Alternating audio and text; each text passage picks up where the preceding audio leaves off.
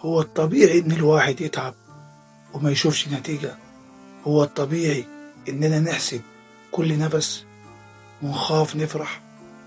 يمكن المشكلة مش فينا، يمكن إحنا عايشين في زمن الغلبان فيه دايما غلطان.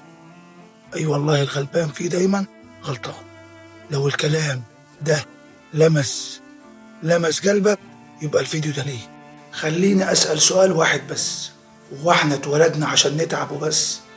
تصحى من النوم على هم، تنزل الشغل تجري، وفي آخر الشهر مفيش حاجة في إيدك.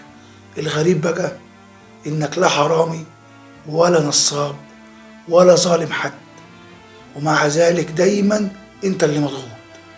لو الغلبان غلط غلطة صغيرة بس الدنيا تقوم عليه، ولو اتكلم يقولوا عليه بيشتكي، ولو سكت يموت من القهر والهم والحزن.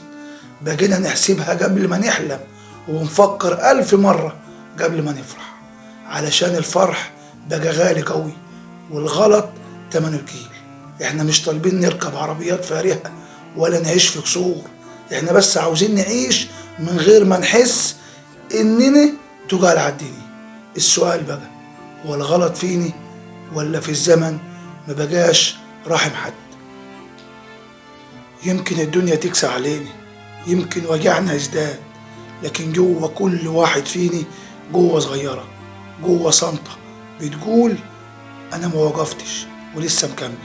لو حسيت بالكلام ده خلي قلبك يتنفس، ده إحنا كلنا عايشين نفس الحكاية.